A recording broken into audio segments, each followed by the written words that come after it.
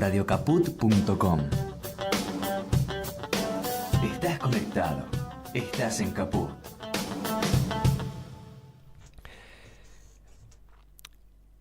Una de las cuestiones que se propone este programa, Periferias del Cine, en modo central, se podría decir, se mencione o no, es el pensar el cine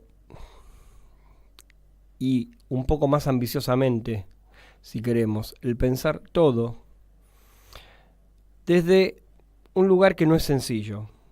Ese lugar es la dimensión de humildad. Yo lo pienso así. ¿En qué podemos pensar cuando pensamos en una dimensión de humildad para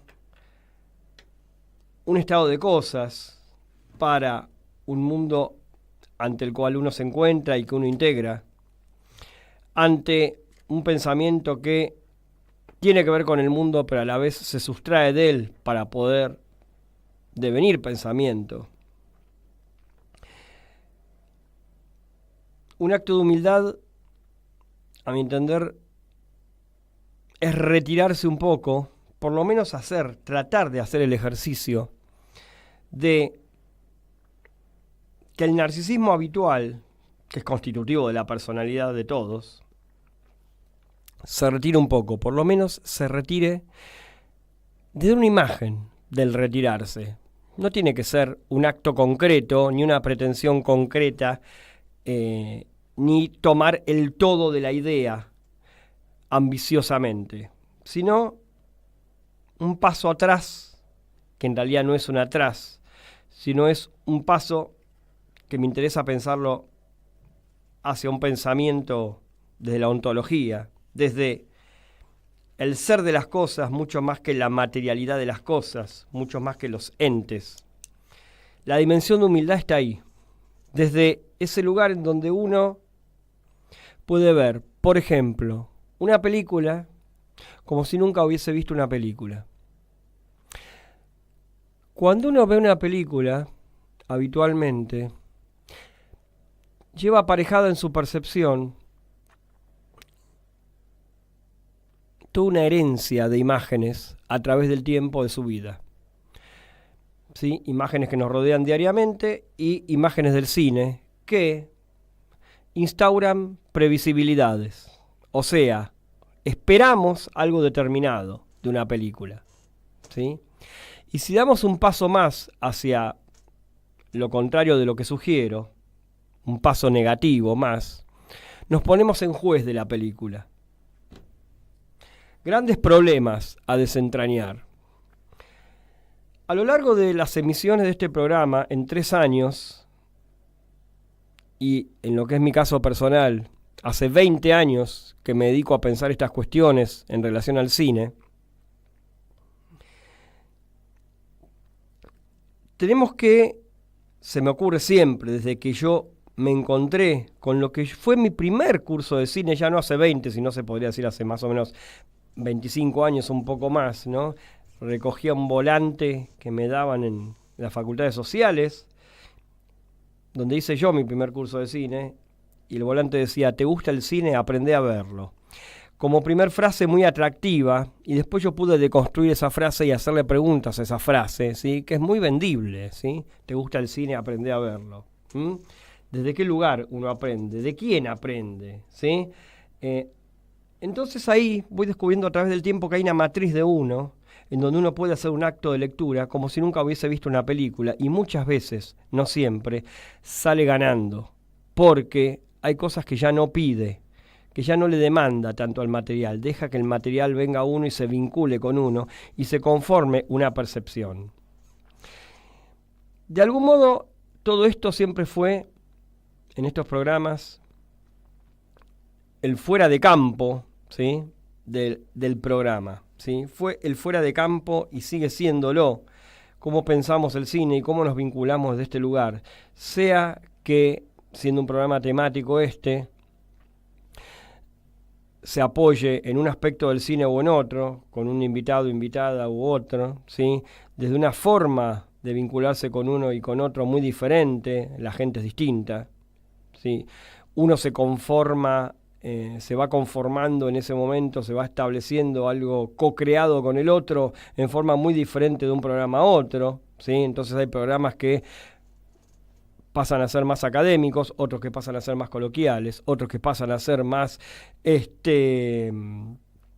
se podría decir, intermedios entre una cosa y otra. Pero siempre el cine como pensamiento, el cine como algo que adviene, ¿sí? Algo que no esperamos, está como pretensión y ambición de este espacio. Me extiendo en esto porque hoy me voy a permitir, así como me gusta hacer cada tanto, establecer un mano a mano con esa zona imaginaria que tanto me gusta pensar, que son los oyentes del programa.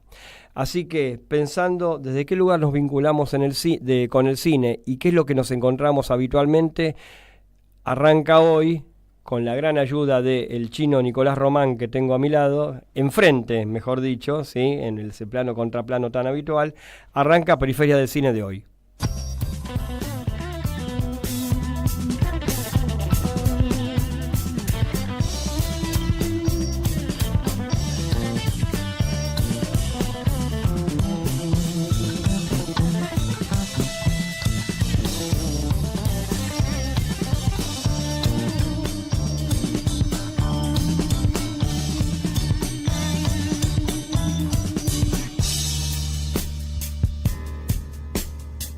Pensamiento no es reflexión. Con el pensamiento adviene lo nuevo, lo intempestivo, el azar. Periferias del cine. Pensamiento y cine, en ese orden. En grandes momentos del cine, el pensamiento entra por la ventana. Lateral. Periférico. Periferias del cine. En Caput.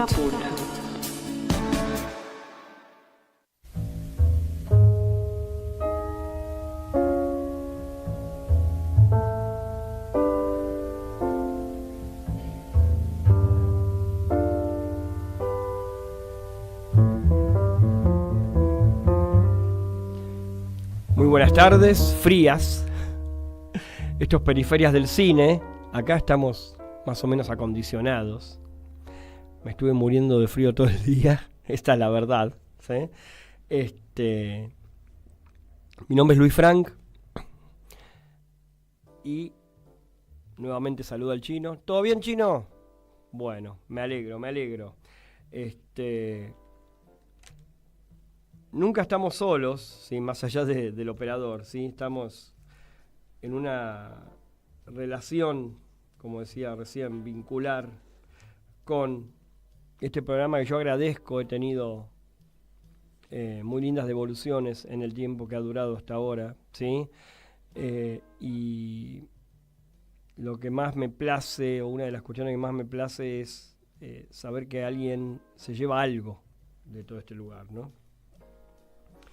Recién hablábamos un poco en la introducción de lo que podíamos pensar como el vínculo lo más ideal posible con el momento de sentarme a ver una película.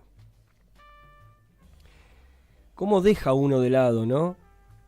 ¿Cómo hace uno para dejar de lado, más allá de la pretensión inicial, esos clichés en donde se apoya?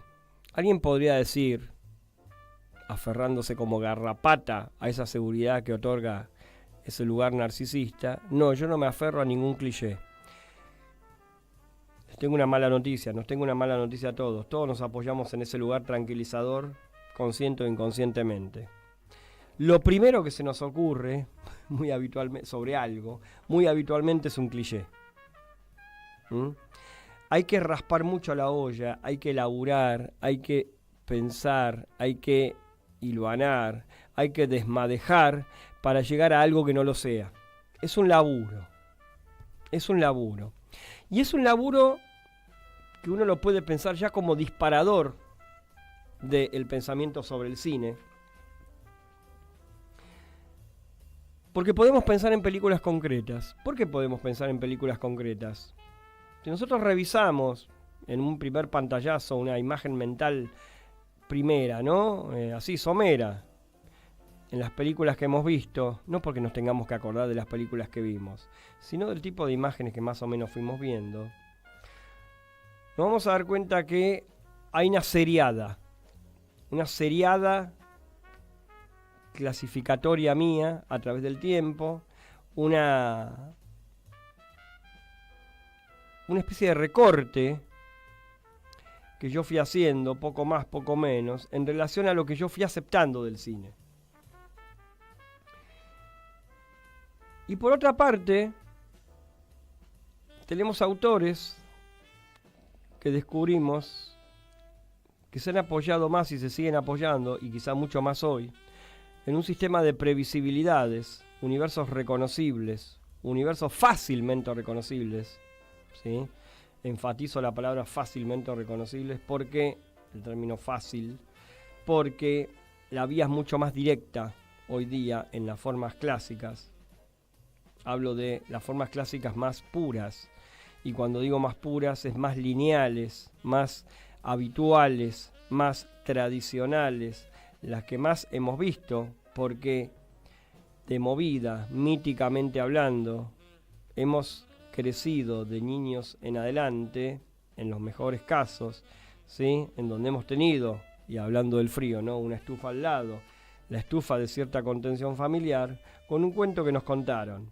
Y ese cuento es hurgar en una linealidad orgánica, ascendente, una linealidad que se piensa a sí misma completa, que se piensa a sí misma sin fisuras, que se piensa a sí misma con un cierre. Eso nos lo llevamos a nuestras pretensiones sobre el cine, consciente o inconscientemente. Entonces, la pregunta que flota hoy, ¿desde qué lugar nos vinculamos con el cine? ¿Sí? ¿Podemos llegar a esta zona de, podríamos decir, ilusoria virginidad, cuando de vírgenes no tenemos nada porque ya hemos visto mucho, ¿sí?, y tenemos un hábito formado? ¿Se puede entrenar otro hábito, ese hábito del como sí? Bueno, son las mismas imágenes las que contestan, porque hay imágenes que están promovidas en función de esa idea.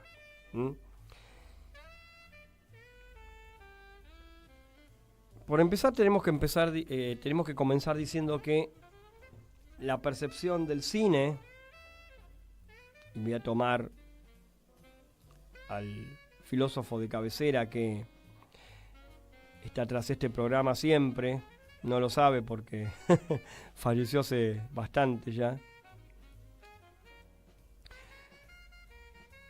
que es Gilles Deleuze, y sus tomos sobre cine, específicamente de cine.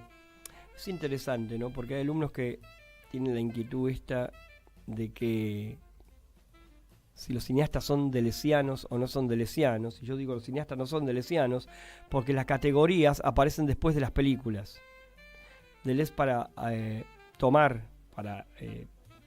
inventar conceptos, que es lo que dice el que hace, ¿no?, que la filosofía hace eso. Al inventar conceptos se corre del sentido común, se corre de ese lugar de el como sí de las cosas. O sea, las cosas las denomina de otra forma, descubre mundos, y esos mundos, que son nuestros mundos, con los que también estamos conviviendo, pero sin darles entidad probablemente, están entre nosotros, porque si no, no podríamos reconocer algo de los conceptos filosóficos. Están ahí, y si yo les digo, por ejemplo, algo muy sencillo, para arrancar un pequeño mapeo, que la percepción habitual de las cosas, yo miro en derredor mío, percibo en derredor mío, para un lado, para el otro, para adelante, para atrás, ¿sí?, me doy vuelta, hago un reconocimiento de terreno. Lo que estoy estableciendo es una percepción, estoy activando una percepción mía que es fenomenológica en relación con las cosas. La percepción del cine no tiene nada que ver con eso, pero muchos cines, el cine más habitual, se presenta como si fuera eso, como si fueran las cosas y no una película. Es el cine de los géneros tradicionales, es el cine del realismo, ¿sí? Es el cine que evita que nosotros nos demos cuenta que ahí hay una pegatina entre situaciones, ¿sí? Nosotros vemos un rostro sufriente y no vemos un primer plano. Nosotros vemos una pelea y no vemos una actuación, una coreografía, ¿sí? Nosotros vemos un plano general, lo que decimos un contexto, ¿sí? Y es el contexto trabajado en relación a una percepción determinada. Entonces, siempre hay un desplazamiento ahí. Pero se disfraza de cierta pureza cuando en realidad lo que tenemos en el afuera, no con el cine, sino en la relación fenomenológica con los materiales, con las películas, con las películas no, con las cosas habitualmente, con las películas me voy a referir ahora, es lo que va a decir Deleuze tomando a otro filósofo, Henry Bergson, son mezclas de mixtos, ¿sí? Nosotros no tenemos algo puro, ¿sí? La percepción natural de las cosas son mixtos. Ahora voy a recurrir un poco al texto de Deleuze para leer algunas frases muy muy breves, no se va a tornar tedioso en absoluto, pero para inclusive poder asentar un poco lo que vimos hasta ahora, le voy a pedir al Chino. ¿Qué te voy a pedir, Chino? El tema musical. Uno de ellos. Van a ser dos. En principio vamos a ir con uno de los más grandes amigos de la casa, que es quien suena en cada programa como fondo, y del mismo álbum. Miles Davis, el gran Miles Davis, que ha variado, ha sabido pensarse a sí mismo a través de toda su carrera y ha ido variando de tipos de relaciones con el jazz.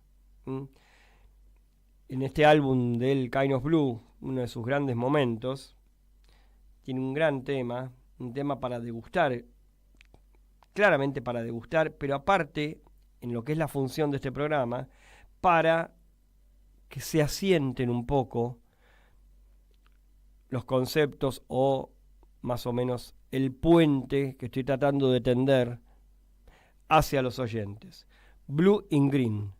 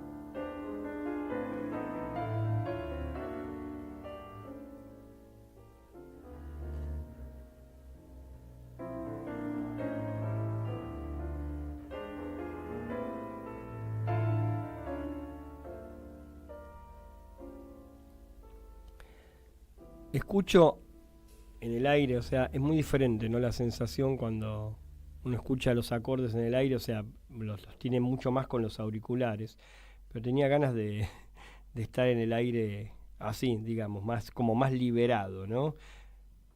Y evidentemente hay músicas que son amables, y hay percepciones musicales sonoras, ¿no? Que son amables como para que haya algo que se instale, ¿sí? Del orden del pensamiento, digamos, que pueda contribuir en este puente. Miles Davis, en esta etapa de su carrera más especialmente, ofrece mucho material auditivo, es una palabra insuficiente, perceptivo, ¿sí? Que nos tiende más puentes, ¿sí? Que no son racionales, conceptuales, filosóficos, son perceptivos. A mi entender, en gran medida, la filosofía también es una percepción, ¿sí? Por eso digo, el acto de humildad. No hace falta, si uno relaja para la filosofía, tanta erudición, tanto saber, o sea, digo, la actitud filosófica es una cosa. Después habrá autores que tengan un lenguaje más abstracto que otros, pero la filosofía siempre nos está esperando. Y como siempre digo, lo digo para el cine en general, para las imágenes, y lo digo para la filosofía también, es para todos. No es para eruditos, no es para sabiondos, no es para enciclopédicos, no es para ese lugar desde el cual se piensa desde un púlpito. Es para todos. Habilita para que sea atravesado a todo el mundo. En este sentido hay una pregunta que se hace Bergson, mejor dicho, Deleuze tomando a Bergson, pero se podría decir que van los dos paralelos. Deleuze dice, en esto entra la lectura que les preanunciaba antes, ¿cuál es la tarea de la filosofía? Muy simple, dice, es analizar. Da un paso más Deleuze y dice, ¿qué quiere decir analizar para Bergson? Él, dice, transforma completamente lo que la gente llama análisis. Por eso decíamos, los conceptos filosóficos se desplazan de la misma acepción, la misma palabra en el sentido común, ¿sí? Analizar para Bergson, dice Deleuze, va a ser buscar lo puro. Entonces uno dice, pará, me la estás complicando. ¿Qué es buscar lo puro? ¿Sí? Digo yo. Presten atención a esto que dice Deleuze. Dado un mixto, o sea, algo que no es puro, sino que es mixto, analizarlo es extraer ¿qué? ¿Los elementos puros? No. Bergson va a decir muy rápidamente que lo puro jamás son elementos. porque las partes de una mezcla no están menos mezcladas que la mezcla misma. No hay, o sea, no existe elemento puro. Si yo paro acá la lectura de la idea, digo, si no hay elemento puro, ¿sí?, podemos decir que hay algo lo más puro posible, ¿no? Pensemos, ¿no? Pensemos. Si algo no es puro y todo el tiempo es un mixto con otra cosa, decimos, no. ¿Habré buscado lo puro, digo, en el cine yo? Digo, pensando en todo lo que decíamos antes, ¿sí? No hay elemento puro. Lo puro son tendencias. O sea, es lo más puro posible. Lo único que puede ser puro, dice él, es una tendencia que atraviesa la cosa. Entonces ahí vamos a la idea de qué es analizar. Fíjense cómo se enriquece y se amplía lo que nosotros podíamos pensar que es analizar algo. Analizar podía decir, bueno, ver racionalmente, o sea, pensar racionalmente algo, analizar, sí, pero era quizás corto nos queda ahora esa idea del analizar con respecto a esto que estamos pensando acá al aire. Analizar la cosa es, dice, extraer las tendencias puras, lo puro es una tendencia, entre las cuales se divide la cosa, las tendencias puras que la atraviesan y se depositan en ella. Este análisis, que consiste en extraer de un mixto las tendencias puras, están depositadas en el conjunto y es lo que Bergson llama la intuición. O sea, uno analiza intuitivamente. Esta intuición trata de buscar la pureza donde no la hay, donde sabe que va a encontrar mixtos, entonces trata de buscar lo más puro posible. Ese tránsito, esa búsqueda, es el análisis. Eso es analizar. Una cosa se descompone, va a decir, en una tendencia pura que la arrastra y en una impureza que la compromete, que la detiene. En muchas, no necesariamente son dos. Un buen análisis es descubrir una tendencia pura y una impureza que funcionan una en relación a la otra. Entonces, la intuición es un verdadero análisis de los mixtos. Entonces Bergson dice que el mundo de la percepción es siempre así, porque lo que nos es dado son siempre mixtos de espacio y de tiempo. Hablamos del mundo que Bergson analiza muy por fuera del cine. Bergson no está pensando en el cine acá. Bergson está pensando en la percepción de las cosas. ¿Por qué esto se relaciona con el cine? Acabamos de pensar una metodología de análisis que nos puede servir para el cine, pero a la vez el cine es la búsqueda de lo puro. ¿Sí? O sea, presenta como si fuese puro algo que no lo es. Por eso decía, la percepción habitual de las cosas es muy diferente a la percepción del cine. Entonces, muchos aspectos aparecen acá en esta separación entre pureza, impureza, ¿sí?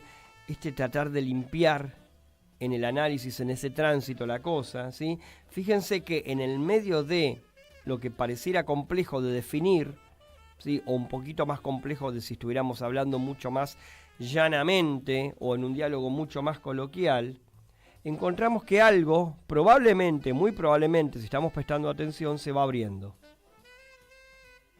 ¿Sí? Podemos pensar en una película de las más convencionales, ¿sí? Las más sencillas que hayamos visto. ¿Qué es esto de lo puro?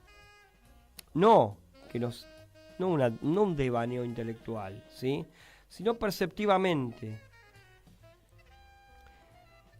¿Cómo yo no pensé en un aspecto de lo que estaba viendo, ¿sí?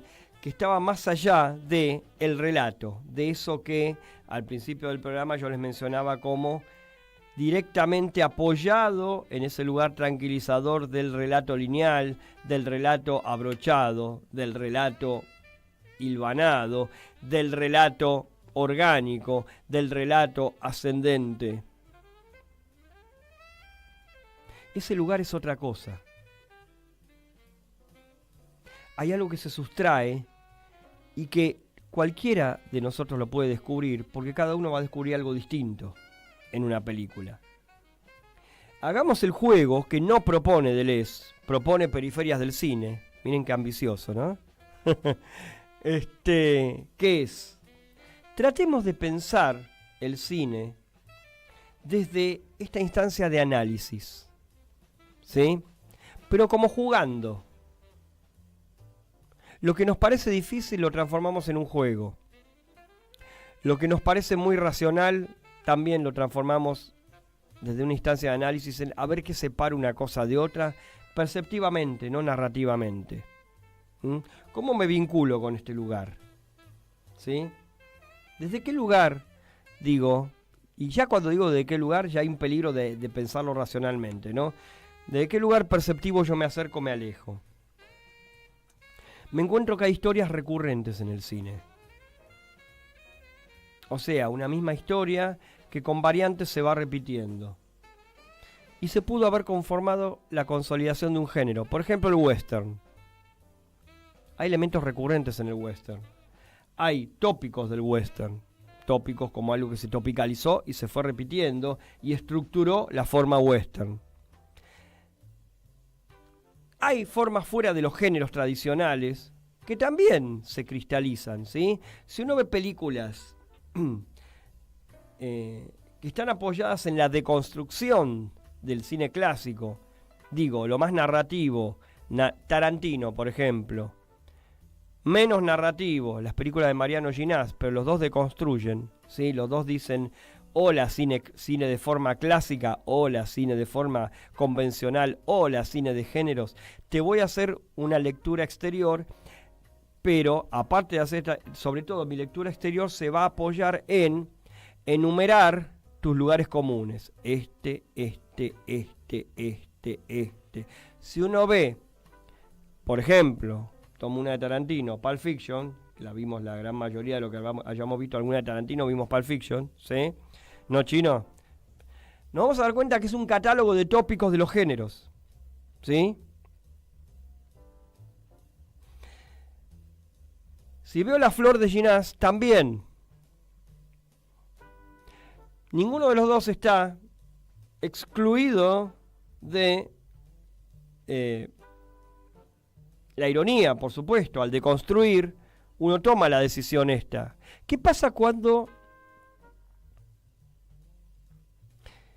me dedico a deconstruir, y de algún modo la forma se apoya sobre todo en el hecho de la deconstrucción? Ahí estamos en eso que más de una vez hemos mencionado acá como la vía muerta de la posmodernidad, la actitud posmoderna. Lo posmoderno es la película, pero sobre todo es la actitud. En donde, de algún modo, y mucho más lo digo en el caso de Tarantino, termina recapturado por lo clásico. Porque, dando un paso más allá de que yo ahora le diga al chino, le haya dicho al chino, Pulp Fiction es esto, y el chino me asienta con la cabeza, que es lo que hizo, ¿sí? Más allá de eso, hay algo en donde decimos, Tarantino también, hoy día, a las quizás generaciones más jóvenes que ven cine y que no vieron cine clásico del ayer, la forma clásica, lineal, narrativa, hollywoodense, ven Tarantino ahora, es su forma narrativa clásica, tradicional, de hoy. Para ellos no es de construcción, para ellos es una historia lineal que no tiene ayer, que no tiene lectura del ayer. ¿Sí? Entonces, es un cine clásico fundante para nuevas generaciones. Quienes pueden establecer esa línea entre el ayer y el hoy es quien está pensando más que nada en todas las épocas del cine, no importa de qué generación sea, ¿sí? Cuando hablo de generaciones jóvenes, hablo de generaciones que ven solamente cine contemporáneo, ¿sí? Que puede ser hasta alguien más grandecito en edad, ¿sí? De esa generación que nos imaginamos ahora como de quizá 20 y pico, tiro una cifra así tentativa al aire. Podemos pretender también que se nos asienten un poquitito más las ideas, ¿sí? Con un segundo tema. Hoy vamos con 2 temas para que la música cumpla esta función, ¿sí? Y damos un paso más en el sentido de los géneros. No abandonamos el jazz, ¿sí? Abandonamos un poquito, solo por un rato, a Miles Davis para irnos al tema Palladium de Weather Report.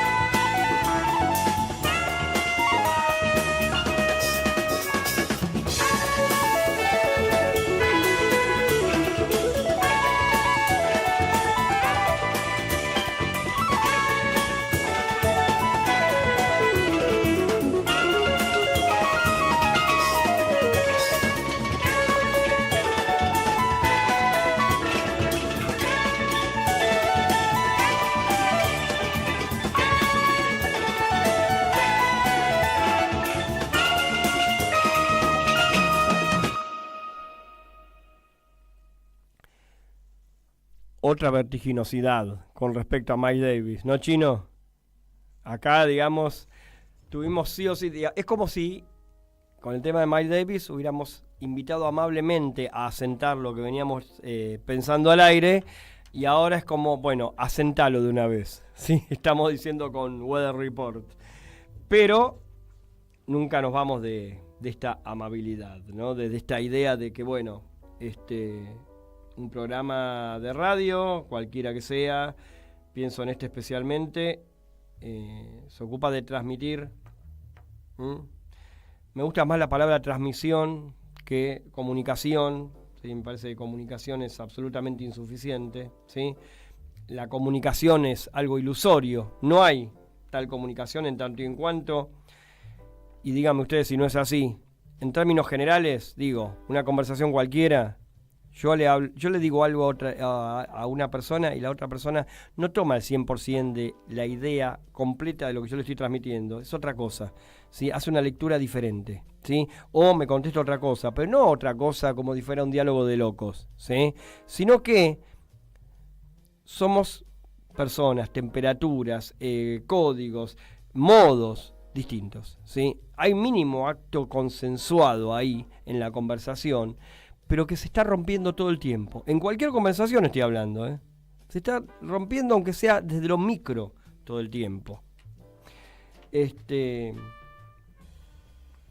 No digo que no tenemos que conversar con nadie, al contrario, pero sabemos que los diálogos tienen que ver con, de algún modo, una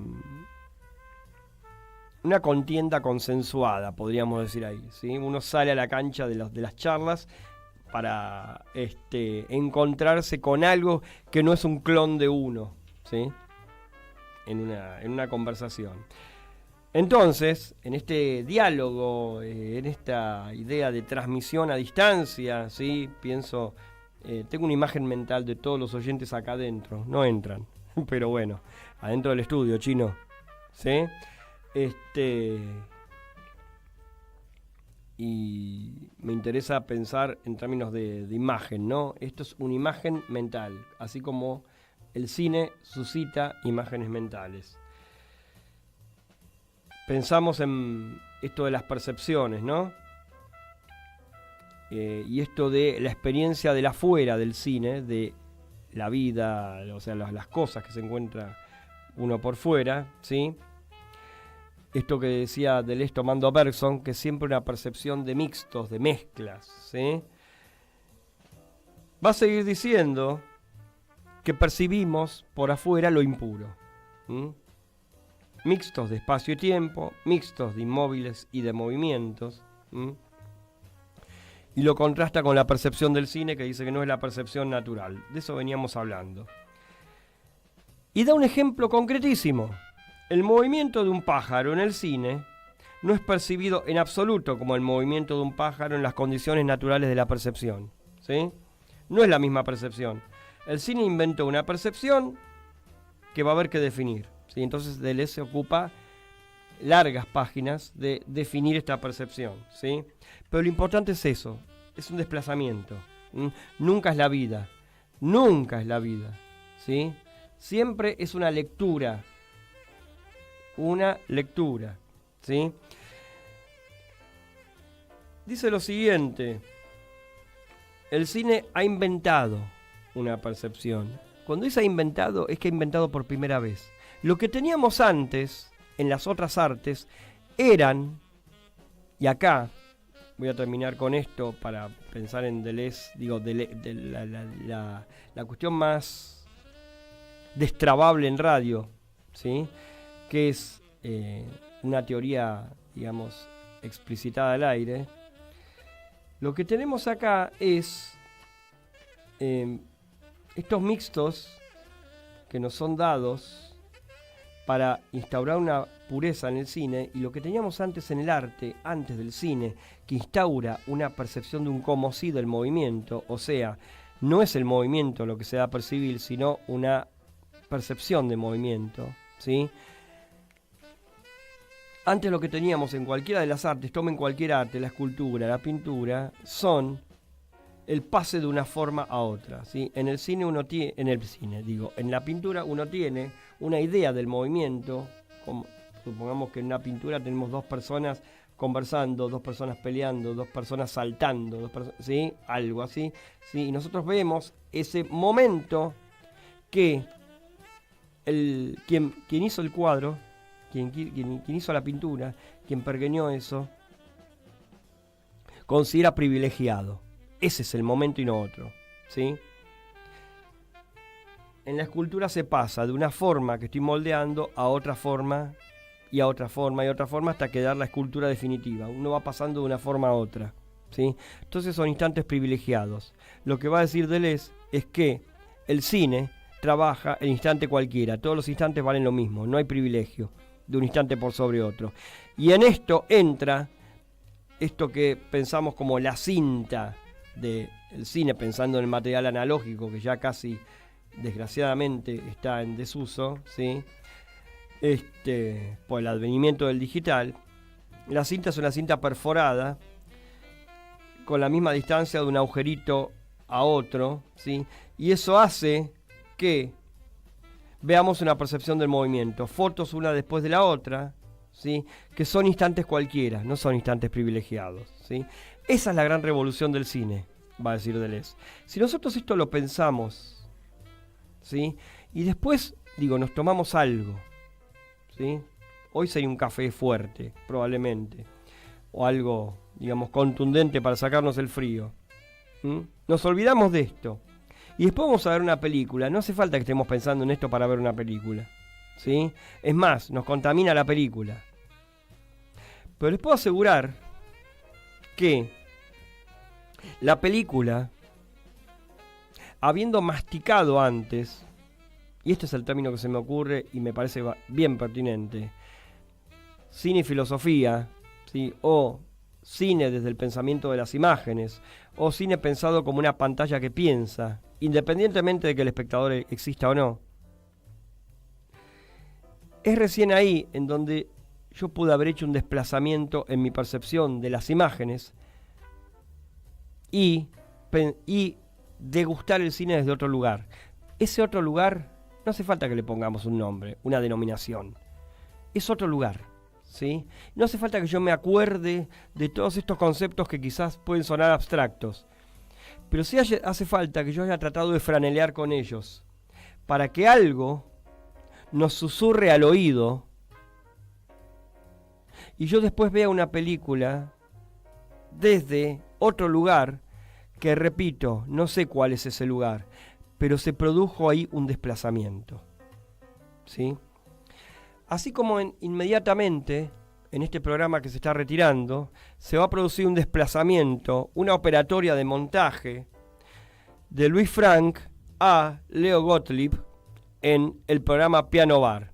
Periferia de Cine cede la posta en este momento hablábamos de música de resonancias y le damos pie a Piano Bar. Así que les quería agradecer esta escucha muy especialmente a todos los oyentes que estuvieron detrás hoy y que cuando escuchen, si es que escuchan el streaming grabado, ¿sí? Me ven acá o me escuchan de cualquiera de las formas que se puede escuchar el programa. Gracias a todos y todas. Chino, muchísimas gracias a vos. Y nosotros nos estamos encontrando la semana que viene, esta vez nuevamente en compañía, con más Periferias del Cine. Hasta la próxima.